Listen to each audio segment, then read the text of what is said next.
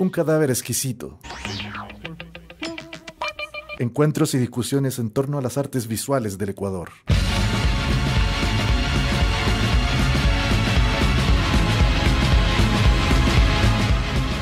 ¿Qué tal, amigos? Nuevo programa de Un cadáver exquisito, conversaciones en torno a las artes visuales del Ecuador desde una mirada global. Y en esta oportunidad me encuentro con Ernesto Proaño Vinuesa, artista ecuatoriano que tiene una larga trayectoria, ¿no? Y vamos a conversar sobre su producción, lo que él ha realizado durante todo este tiempo y en lo que se encuentra ahora también. ¿Qué tal, Ernesto? ¿Cómo estás? Muy bien, muchas gracias. Honrado por estar aquí. De nada, Ernesto. Un gusto para nosotros tenerte acá. Voy a hacer una pequeña lectura, digamos, resumida de una presentación que Ernesto tiene en un catálogo que circula por la web, ¿no? Que se puede encontrar en la web. Dice, realizó sus estudios en la ex Yugoslavia y Ecuador. Ha expuesto su obra visual en numerosos países desde el 2002, luego de llevar adelante el evento No Salón, crítico del Salón Mariano Aguilera. Se involucró con proyectos gestionados por colectivos de artistas independientes como La Corporación y Tranvía Cero. Parte del colectivo Ojo Mecánico y firmante del movimiento Inhabitants de Denver, Estados Unidos. Ha publicado Digitales de 1989, Naufragios de 1995, Espectrograma de Nahum Briones y de La Razón Pura 2001 y Obituario 2007. ¿Qué tal, Ernesto? Cuéntanos un poco cómo ha sido tu desarrollo en las artes visuales luego de esta experiencia que me imagino debe ser bastante fuerte, ¿no? De estar en Yugoslavia, en la ex Yugoslavia, y tener que regresar a Ecuador a concluir los estudios que estabas iniciando allá, ¿no?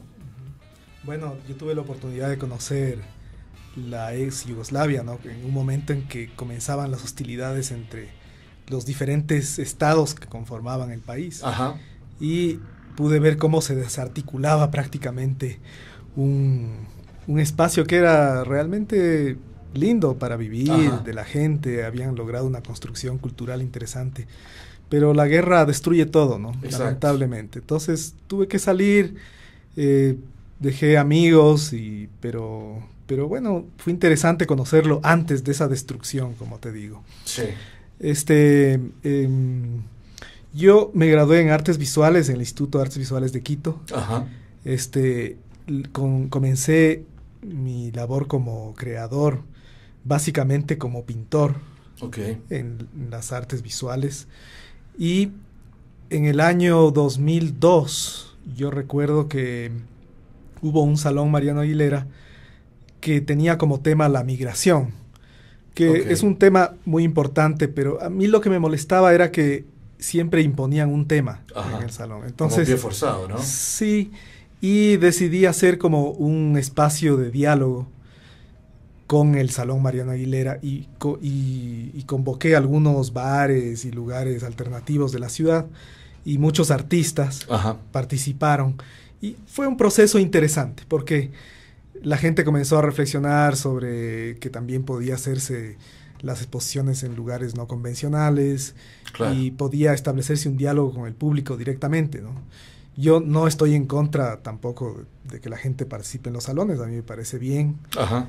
Pero siempre yo creo que debe haber, el artista por lo menos, debe tener siempre una voz crítica hacia todo lo que es relacionado con el poder y las formas que nos imponen desde el poder. Sí. Uh-huh. Ese es un punto fundamental dentro de tu trabajo, Ernesto, ¿no? Revisando este catálogo que tú presentas en la web, que se puede encontrar en la web, efectivamente se puede encontrar este espectro amplio de producción, ¿no? en la que tú te mueves. Que ahí encontramos algunos acrílicos sobre tela, dibujos en tinta china, algún tipo de gráfica digital, pero también trabajos instalativos, ¿no? Y en alguna medida performáticos que también hacen un fuerte ejercicio crítico a lo que tú nos estás señalando, ¿no? A un poco la institucionalidad, pero en el sentido de una institución impuesta, ¿no? De una institución cerrada en términos de consagración, ¿no? Hay una especie de juego ahí, juego crítico, juego paródico, juego a veces un poco fuerte, ¿no? Ácido también, respecto de esta postura institucional que normaliza en alguna medida la producción plástica y en esa medida también la cierra, la circunscribe a un espectro, digamos, que muchas veces deja de ser crítico, que se vuelve acrítico, ¿no? O que se vuelve complaciente. ¿Cuál es tu experiencia en ese recorrido, ¿no? No solo en términos de propuestas, sino que en términos de efecto que esto causa en tu producción o en tu hacer, ¿no? Porque me imagino que, como sucede en cualquier lugar, ¿no? Cuando uno se vuelve crítico respecto de las instituciones, por lo general la institución o la normatividad institucional responde con un cerramiento de puertas o un alejamiento de la persona que se vuelve crítica de los medios, digamos, que ellos establecen. ¿Has tenido experiencias de ese tipo en este recorrido? Bueno, el arte tiene la virtud de siempre ser crítico. Ajá. Y eso es una de las razones por las que creo que los artistas, muchos artistas, la gran mayoría, hacemos obra. Porque inevitablemente la obra que hacemos va a chocar contra el poder. Y el poder no circunscrito hacia el poder que viene del Estado, sino a todos los tipos del poder que están en un plano horizontal en toda nuestra sociedad. Sí. Eso significa que el artista siempre va a ser molesto para todos. Okay. Porque el artista siempre va a estar criticando y va a estar punzando todas las manifestaciones culturales y todas las manifestaciones políticas, económicas, que nos atraviesan, ¿no? Entonces, eso significa que más temprano o más tarde, en algún momento, tu obra o tus planteamientos teóricos van a molestar generalmente a la gente que detenta el poder y sobre todo a los que están en las instituciones. Claro. Personalmente, yo sí he sentido eso, ¿no? O sea, porque en un inicio, cuando yo empecé, digamos, como artista plástico, no tenía una confrontación directa con las instituciones porque era una obra muy personal y tenía reflexiones más universales. Pero el momento que me comencé a involucrar con colectivos, con alternativas diferentes a las que se plantean desde el Estado, hay gente que se molesta y dice, bueno, ¿y por qué hacen esto? ¿Por qué no trabajan con nosotros? ¿O por qué ustedes de pronto reciben fondos públicos y atacan al sector público? Claro. Y lo que no se dan cuenta es que el arte, para ser un verdadero arte, siempre tiene que ser libre de cualquier influencia del poder. Esto es fundamental. Por ejemplo, yo siempre he criticado a la institución de la curaduría en el arte. No quiere decir esto que yo esté en contra de todos los curadores, sino de muchos curadores que tratan de imponernos líneas muy personales de ejercer el arte. Y yo creo que esto no puede ser, ¿no? Es una visión personal de esa persona, pero no puede imponer al arte esas líneas de trabajo. El momento que tú comienzas a pelearte con los curadores y comienzas a criticarlos, obviamente vas a estar escindido de cualquier tipo de convocatoria o cualquier tipo de forma que ellos planteen para hacer sus trabajos. Y como lamentablemente la mayoría de instituciones de este país están en manos de los curadores, obviamente va a estar excluido la mayoría de formas de hacer. No de todas. Yo siempre he sostenido que la mayor parte de los trabajos y de las propuestas exitosas en el campo de la gestión cultural la han hecho en este país los artistas. Y hay muchos ejemplos de esto. Los curadores, cuando pasan por una institución pública o cuando llevan adelante un proyecto personal, aunque hay excepciones, no lo hacen tan bien, porque quizás tienen una visión muy académica, muy vertical, quieren imponer sus formas de pensar. Eso no quiere decir que no haya curadores que lo hacen horizontalmente y que trabajan de una forma distinta. Ajá. Sí la hay, pero la mayoría no lo hacen. Tratan de detentar el poder e imponer a los artistas su línea de acción. Los artistas, como conocen desde adentro cómo es el quehacer en el que estamos involucrados diariamente, hacen un tipo de trabajo muy distinto. Ajá. Y por lo tanto logran resultados mucho más efectivos, aunque a veces mucho más efímeros en el tiempo. Okay. Esa es mi posición. Este punto tan claro que tú detallas, ¿no? Respecto de la posición crítica de un artista y respecto de la posición crítica de la figura del curador, ¿no? Es la que te lleva a ti también a participar en estos colectivos, a ingresar a estos colectivos. De hecho, sí, los colectivos en los que yo he participado son colectivos que han sido muy críticos del poder siempre y que han planteado alternativas hacia lo que está planteado desde la institución. Es así, por ejemplo, que cuando yo me vinculé a la corporación que se formó después de este No Salón, que era un grupo eminentemente de artistas, sacamos una revista que se llamaba Brelatas y tratábamos de buscar siempre las voces que no se escuchaban generalmente en los medios de comunicación, y eran las voces sobre todo desde los artistas, no desde los críticos, no desde la academia, no desde aquellos que nos dicen, lo que tú haces es esto, y lo encasillamos dentro de esta forma de pensar. Y posteriormente, cuando yo me vinculé al colectivo Tranvía Cero, que hacen el encuentro de arte urbano al Zurich, obviamente fue un colectivo que trabajaba al margen de la institución y planteaba otras formas de relación con la comunidad y con el arte. Sí. Entonces, siempre a mí me ha gustado esos trabajos con gente que está siempre como al margen del poder y siempre está criticando las formas de acción desde el poder. ¿Y qué sucede entonces en ese momento cuando tú como artista, ¿no?, individual, te vinculas a un grupo? ¿Qué sucede con la obra? ¿Cuál es porque me imagino que, bueno, y es así, ¿no? Trabajar en colectivo implica también una discusión que por lo general pretende ser horizontal en función de las producciones. Es decir, la figura de la autoría, ¿no? La firma, ¿no? Se diluye en alguna medida. ¿Qué pasa con tu producción particular cuando tú entras a estos grupos? ¿Cómo se conjuga ese proceso, ¿no? Porque me imagino que no debe ser fácil tampoco, ¿no?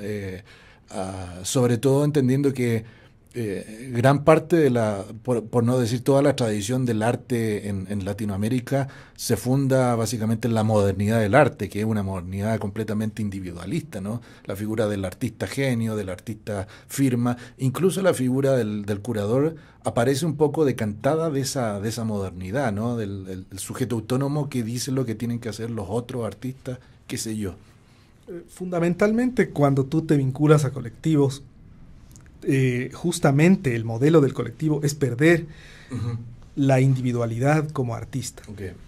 Esto quiere decir que tú vas a trabajar dentro de un grupo de personas y todo lo que fluye dentro de esas personas va a ser parte de todos.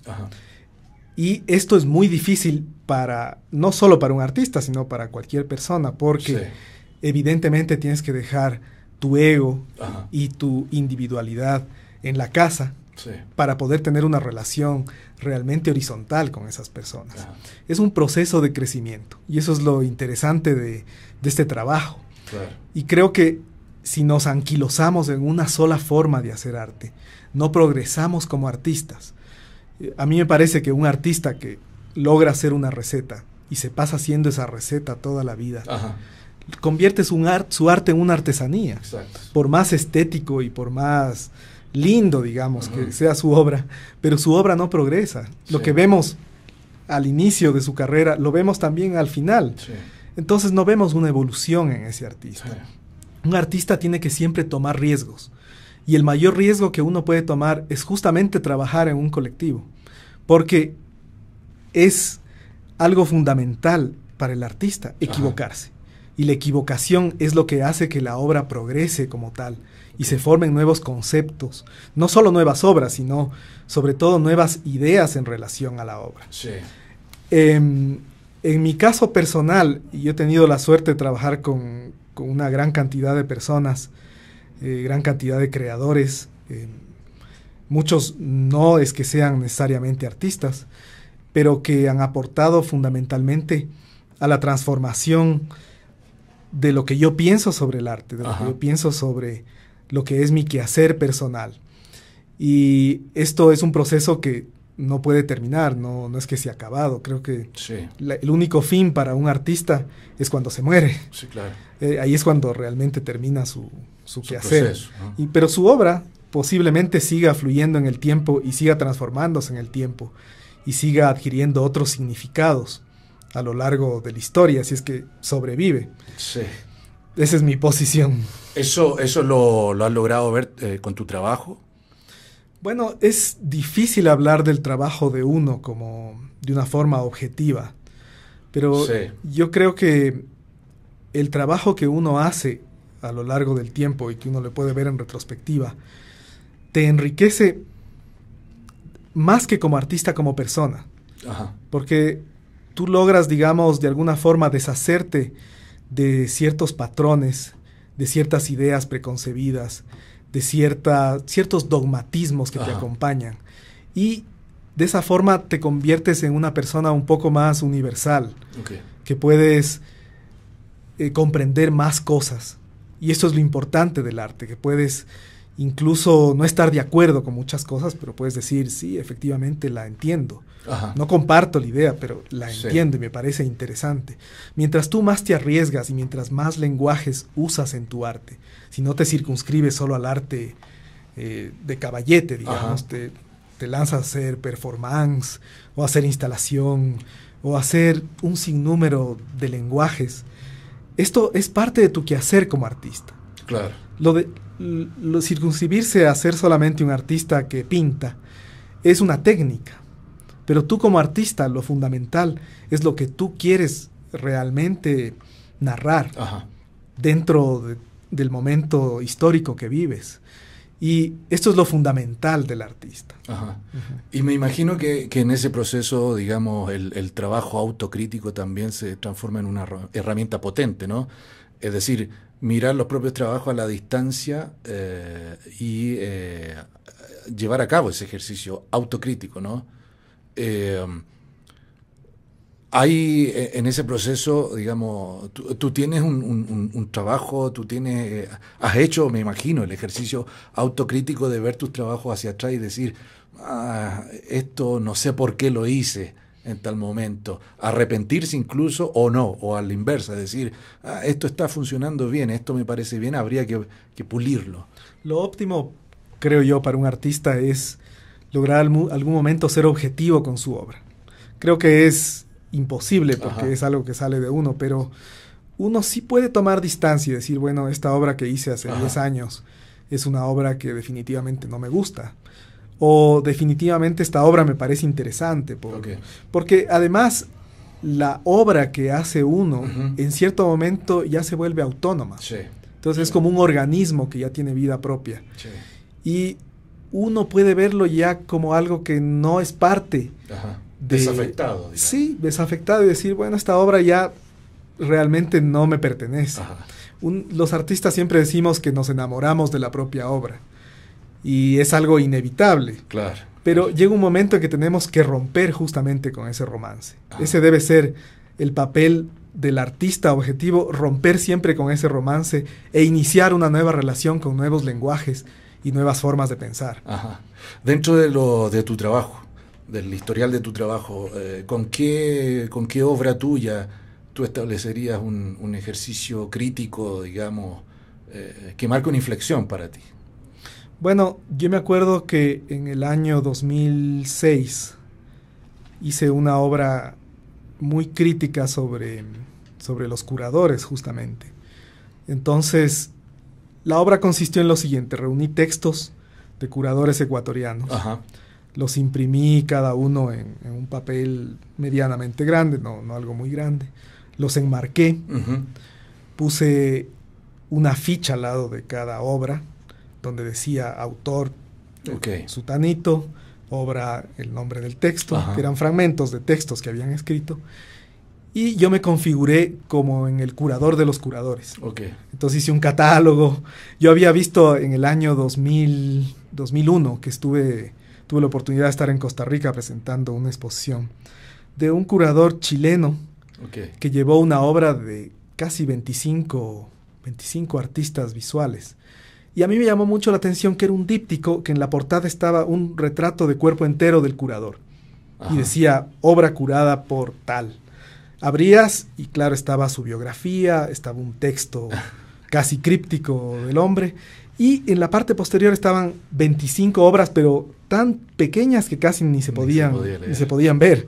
O sea, a mí me llamó mucho la prepotencia de de esa persona, ¿no? Entonces yo hice algo así, puse obra curada por Ernesto Proaño, y abría, estaba mi currículum, estaba un texto, y en la parte posterior estaban obras, o sea, los textos reproducidos de todos los curadores. Y además hice la presentación en el Centro Cultural Benjamín Carreón, y coincidió con un encuentro de curadores en la Universidad Andina. ¿Eso fue azaroso? Fue azaroso. Y me acuerdo que justamente me fui vestido con un traje de cirugía, con mi hermano me acompañó, y comenzamos a repartir ahí a los curadores, que además yo los conocía, la mayoría. Claro. Les comencé a repartir esto, y hubo algunas reacciones así, me dijeron, oye, me dijo Guadalupe Álvarez, me dijo, oye, qué malcriado que eres, Ernesto. Entre broma y verdad. Entre broma y verdad, ¿no? Sí. Pero fue una experiencia muy interesante, porque era ponerles a ellos en el papel del artista que es seleccionado dentro de una obra de un curador, porque yo creo que el curador es de alguna forma el máximo exponente de esta alienación occidental. Entonces fue confrontarles y decir, bueno, eso es lo que ustedes hacen con nosotros, ¿no? Nos ponen en un catálogo, nos direccionan y hacia allá tienen que ir todos.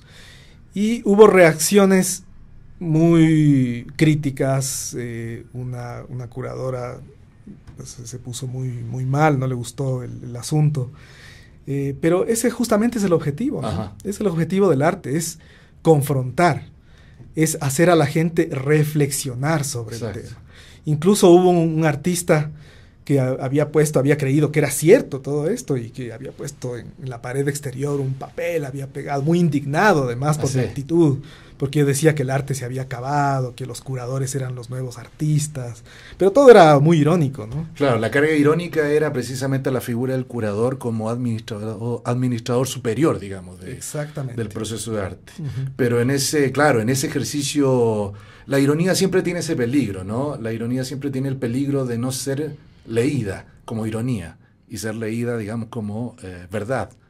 Como dogma, como máxima. Eso es lo interesante de la ironía, ¿no? Y en ese sentido, ¿cuál ha tenido una evolución ese trabajo que tú nos comentas del 2006, o ese proceso de trabajo respecto de una crítica a la presencia del curador? Configuraciones se llama ese trabajo. Configuraciones, ¿no? Sí. ¿Cuál es el arco que tú pudieras realizar desde ese momento, 2006, hasta hoy día? Estamos hablando casi prácticamente de 10 años, ¿no? Más o menos. Yo creo que lo fundamental de un artista no es quedarse solo en eso, ¿no? O sea, tener planteamientos firmes con respecto a ciertos lenguajes, a ciertas posiciones políticas dentro del arte. Sí.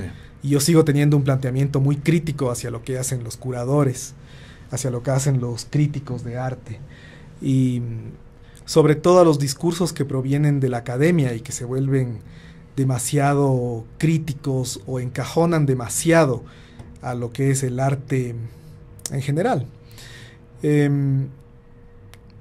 Con el paso del tiempo creo que he probado otros temas, otros lenguajes, me he vinculado a otros grupos, he probado también hacer otro tipo de obras que nada tienen que ver con este discurso, ¿no? Y como te decía antes, eso es lo que tiene que hacer un artista, ¿no? Siempre ir más allá, siempre evolucionar, siempre, incluso sin temor a equivocarse. Sí. No hacer siempre la misma receta. Aunque hacer la misma receta es como un caramelo, ¿no? Dices, me salió bien, la repito 1000 veces. Y la vendo bien. Porque, claro, el artista también tiene que comer, entonces dice, Ajá. bueno, si vendo esto, voy a hacer esto durante 30 años y me va a ir perfecto. Exacto. ¿Tu producción artística está vigente actualmente? ¿Estás, digamos, con algún proyecto, desarrollando algún proyecto, terminando algún proyecto? ¿En qué proceso está tu trabajo? Sí, efectivamente. Yo creo que uno nunca deja de trabajar. Ajá. Incluso cuando uno está sentado mirando el infinito, uno está trabajando, Claro. está creando cosas, está haciendo Exacto. planes para futuro. Muchos de esos planes y muchas de esas ideas no se concretan. Alex Schlenker, un artista y buen amigo, decía Ajá. alguna vez que deberíamos hacer simplemente un compendio de todas las ideas que no se concretan, porque también esas ideas son arte. Sí. Se vuelven arte aunque no se la lleve a la práctica. En estos últimos tiempos he estado haciendo un proceso reflexivo sobre todo de el arte contemporáneo en el Ecuador entre el 2002 al 2012, Okay. que son 10 años que me parecen fundamentales. Y es un proyecto que no tiene fecha de caducidad, no es que te voy a decir el próximo año lo voy a presentar, Ajá. sino es con el material que tengo y que he estado reflexionando, he estado escribiendo, digamos, Okay. un tema. Y a la par estoy haciendo una obra que a mí siempre me ha llamado mucho la atención. Es en base a todas las obras que yo he leído a lo largo de la vida. Entonces, Obras de todo tipo. obras de todo tipo. O sea, obra literaria, obras musicales. Obras musicales, filosóficas, de Ajá. otros artistas. Y en base a cada obra he estado recreando una obra personal mía. Okay. Y esta es una obra que la estoy llevando desde hace 1 año y medio más o menos. Ajá. Son obras de pequeño formato. Son obras que no son exactamente una reflexión sobre el libro, sobre la obra musical, o sea, la obra gráfica, sino más bien una reflexión muy personal mía, como una sensación de lo que sentí al leer o al escuchar Ajá. esa obra. Eso es lo que estoy trabajando ahorita. Y a la vez estoy haciendo lo que yo le llamo un pequeño catálogo sobre el dolor personal. Ok, eso es lo que estaba el trabajando. dolor como experiencia. El digamos. dolor como experiencia, el dolor físico personal, ¿no? Y es un trabajo muy, muy íntimo, muy personal mío. Eso es lo que te puedo contar. Y en función de eso, y recordando un poco configuraciones del 2006, si bien es cierto, tú tienes una posición crítica, ¿no? Respecto de el mundo consagrado del arte, el mundo consagrado de museos, galerías, qué sé yo, espacio curatorial, digamos, porque básicamente esos son los espacios consagrados a la curaduría, ¿no? Las bienales, etcétera.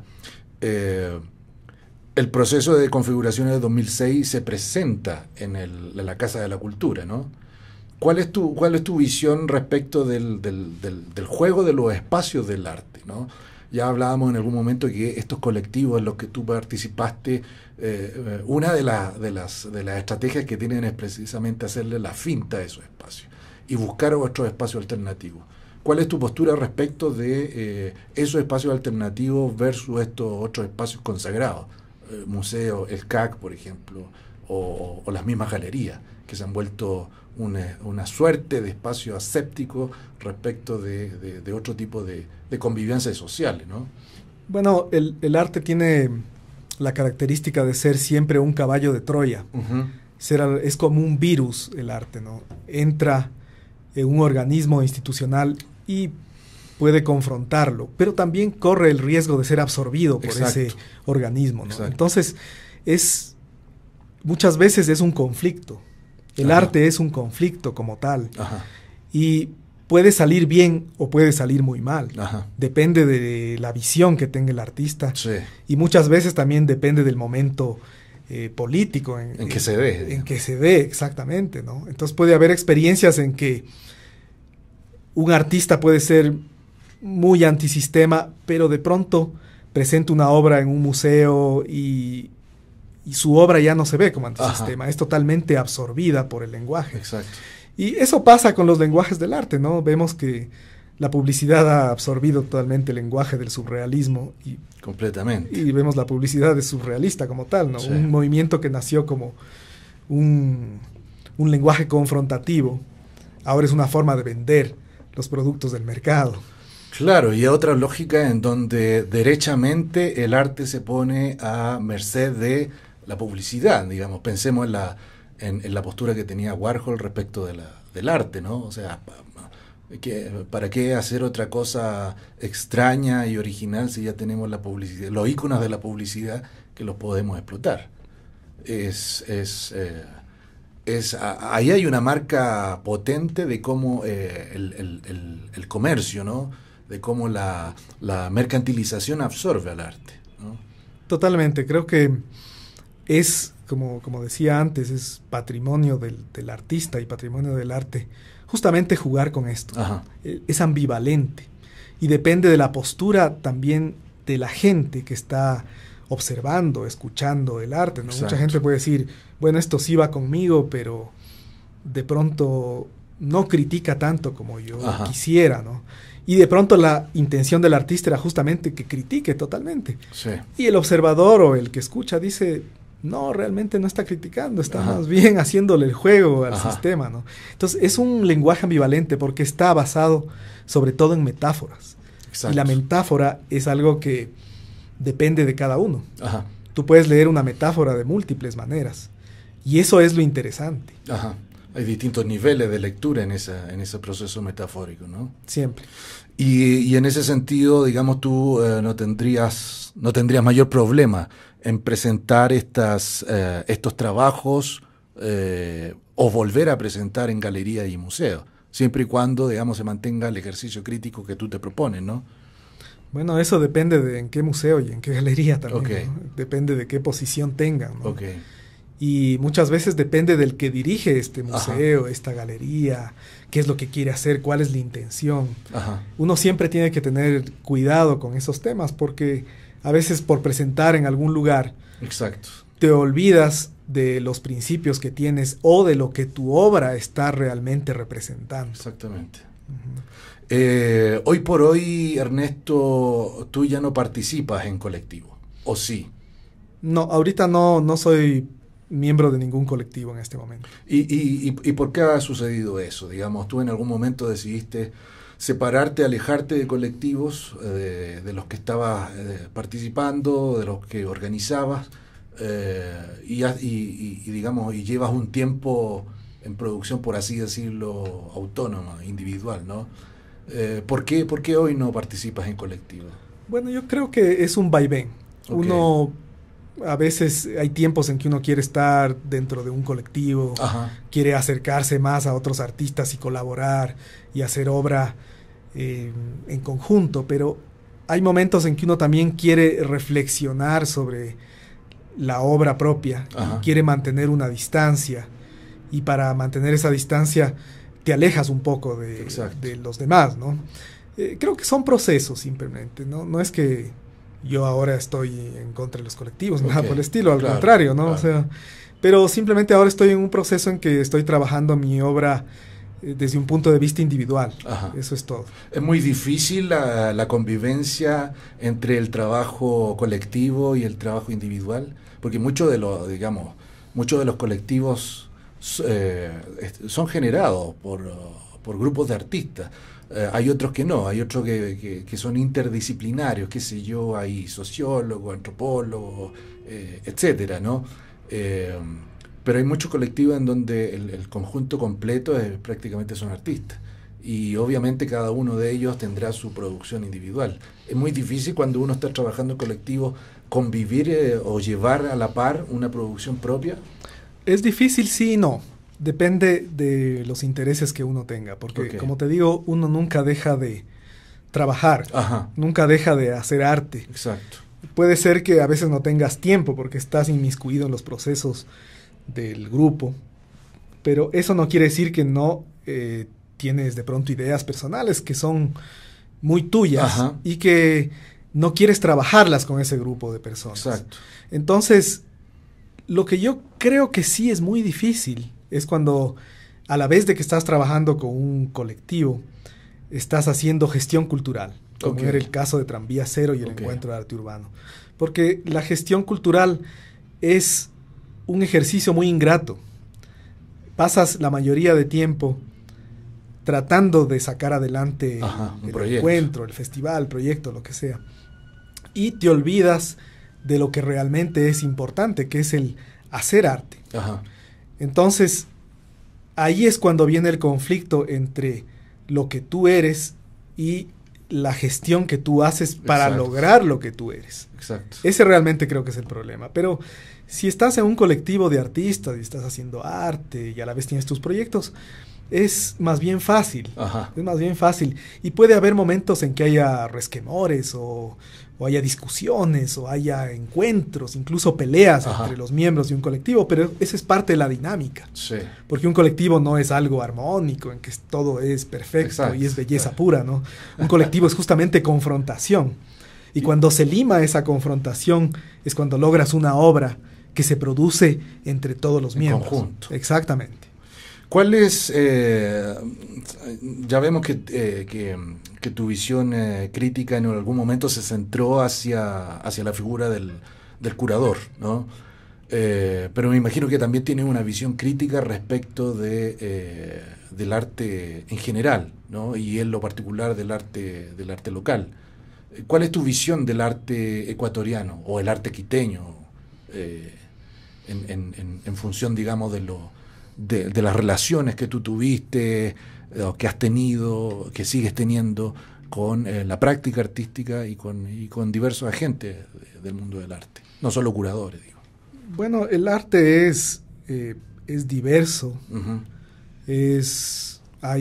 son tantos los creadores que es difícil ponerles todos en un saco, ¿no? Ajá. Y además el concepto regional, el concepto de país Uh-huh. en el arte es un concepto que hay que tomarlo con pinzas. Okay. Hay un poeta peruano que se llama Mario Montalbetti que él dice que esto de hablar de la literatura local, de hablar de la literatura de un país, Ajá. es absurdo. Okay.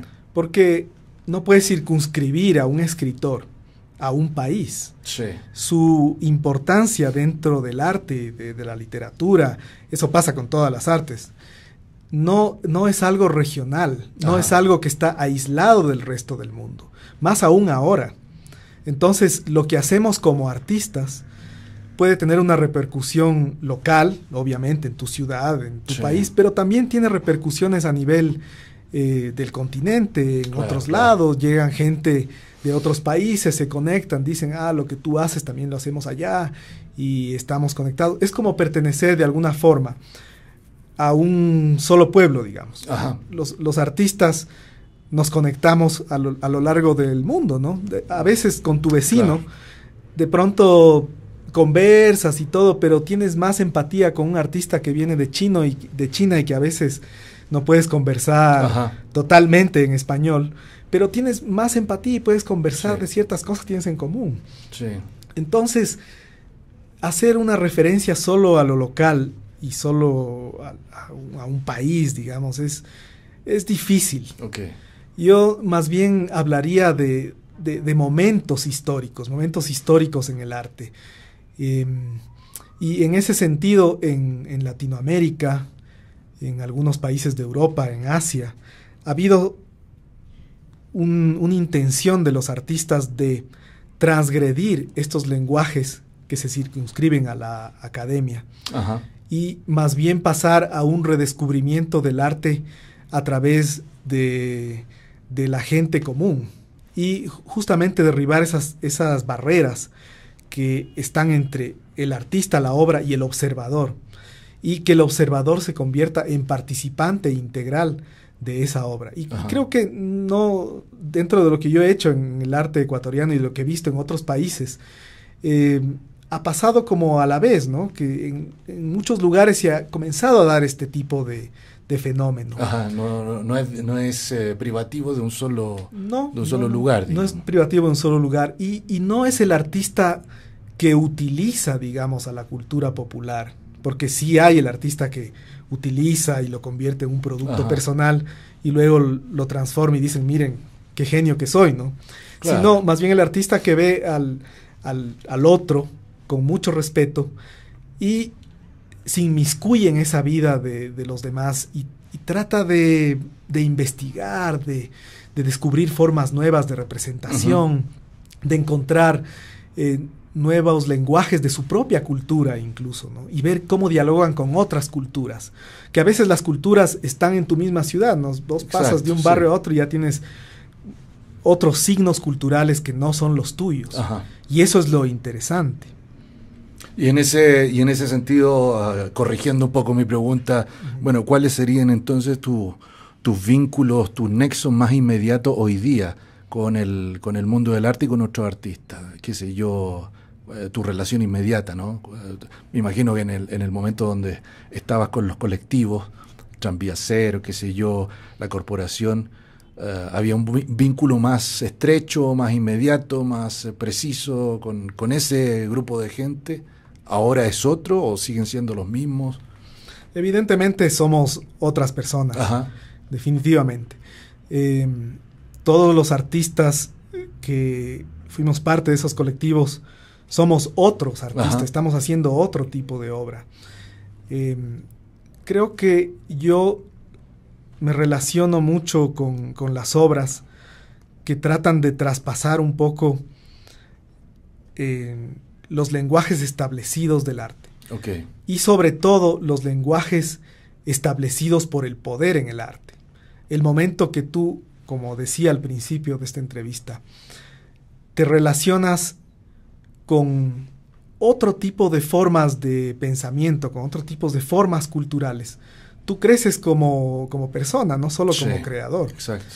Y eso es lo que hace que evolucione tu lenguaje artístico.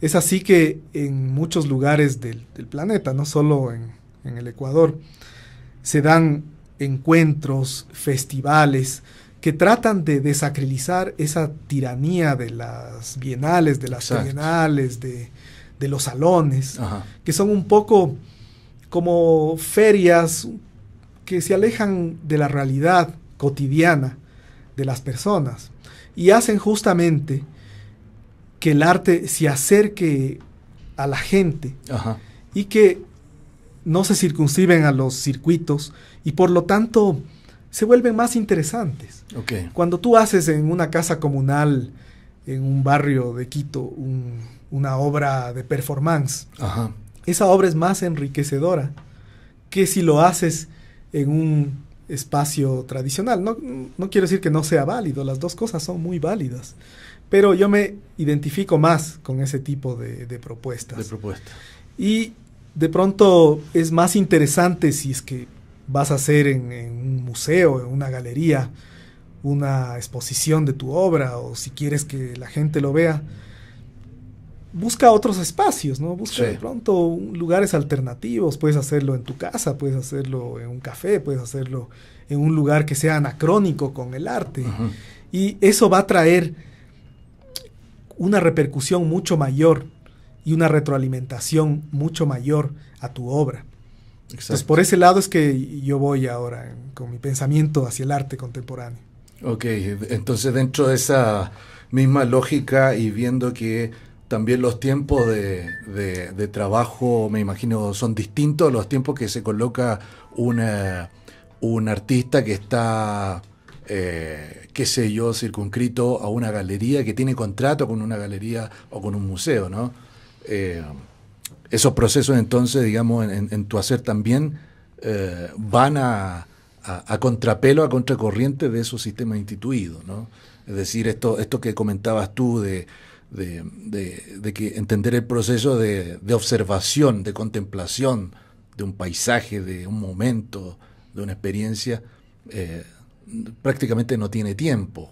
Es decir, no tiene el tiempo del reloj, no tiene el tiempo de la fecha para la exhibición, no tiene el tiempo de la producción a corto plazo, ¿no? Funciona de esa manera también, me imagino. Funciona totalmente, y había un teórico que nos visitó en el Zurich, que él hablaba de histo art. Cuando una obra se transforma en histo art, o sea que no se circunscribe a un momento, sino que tomamos en cuenta todo el proceso, todo lo que viene después, cómo se va retroalimentando con el tiempo y va cambiando esa obra. Sí. Esa obra se vuelve más interesante que una obra que solamente se ha creado para estar fija, sino que se transforma. Yo me acuerdo que hace unos años, me acuerdo en el 2010 me parece que fue, después de haber salido de Tranvía Cero, tenía yo una obra fotográfica que se basaba en la película Stalker de Tarkovsky, porque yo había visitado unas fábricas en el sur que tenían máquinas y me recordó mucho como la estética. Claro. Exactamente. Entonces yo tenía esa obra fotográfica y dije, bueno, la voy a mostrar en una galería, en un museo, ¿qué hago con esto? Entonces dije, no, la voy a mostrar en la refrigeradora de mi casa y voy a invitar a gente a que se tome un café, luego vamos a la refrigeradora, la vemos, seguimos conversando. Pero el afán no era la obra en sí, exacto, sino justamente tener un diálogo con la gente que iba a mirar esa obra. Y más me importaba el diálogo de la gente conmigo, el encuentro que la obra en sí. Exacto. Y también era porque a mí me recordaba un poco, yo era muy niño cuando vivimos en la ex Unión Soviética con mis padres, y ellos me contaban que había artistas, pintores sobre todo, que les invitaban a sus casas y era todo como clandestino, así como, mire esta obra abstracta, pero yo solo puedo hacer realismo socialista, ¿no? Exacto, claro. Entonces era también buscar esa clandestinidad. Sí. Porque ese juego de la clandestinidad, de la ocultación del arte, es también como trabaja la metáfora. La metáfora siempre oculta algo. Exacto. Y es por eso que tú te imaginas el resto del contenido. Exactamente. Y esta obra para mí fue interesante porque fue eso, tomarse un café, conversar de otras cosas, ni siquiera de arte, y luego ver las fotos, ¿no? Y decir, está en la refrigeradora, y toma una linterna para que lo veas bien, así. La producción funcionaba como un pretexto, en realidad, para el encuentro, para el diálogo. Definitivamente el arte es un pretexto. Okay. Y es un pretexto, como tú dices, para el diálogo. Así debería ser siempre. Ok. Muchas gracias, Ernesto, por esta conversación. Se nos va rapidísimo el tiempo en radio. Ya estamos cerrando y te agradezco nuevamente por estar aquí y haber conversado con nosotros sobre tu producción y tu forma de comprender la producción artística en estos días. Muchas gracias a ti. De nada. Bueno, chicos de Un Cadáver Exquisito, nos vamos como siempre con música. Vamos a escuchar de la banda de Reyes, Príncipes y Populachos el tema No Queremos Jefes. Esto está en el disco Instinto de 2014 y lo pueden encontrar como siempre en discosaquemarropa.wordpress.com, completamente gratuito. Nos vemos en la próxima edición de Un Cadáver Exquisito. Adiós.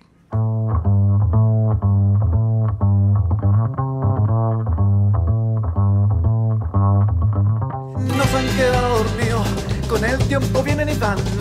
Sangran como bandidos, entre medio de balas no pueden hablar. Ya no les sacan partido, no nos desgarran más. Miren cómo nos vacilan, se pierden la vida y algo que dejar.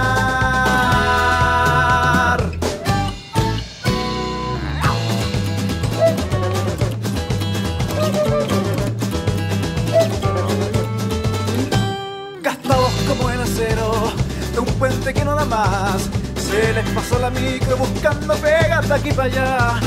Realmente importa una wea lo que piensen los demás. Solo nosotros sabemos que no hubo una ayuda para avanzar y la vamos a alcanzar.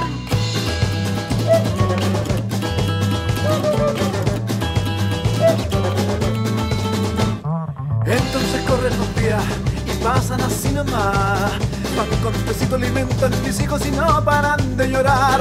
Y para ser honesto, nunca pensaron en esto.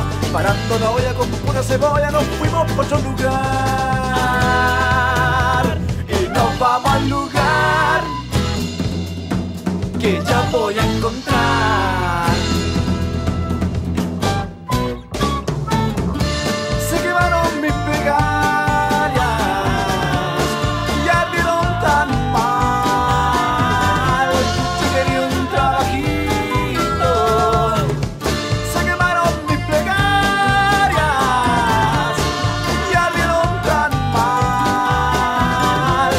Quería un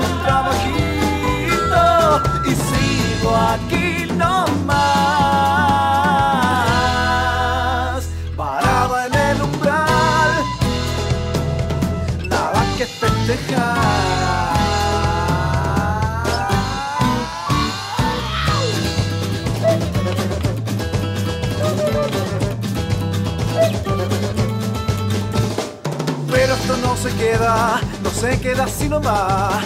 Como dijeron, mis manos son lo único que tengo y las voy a usar. Realmente importa una wea lo que piensen los demás. Yo me retiro, no busco más pega en la mía, lo voy a lograr. Y lo voy a lograr. Y eso que no doy más.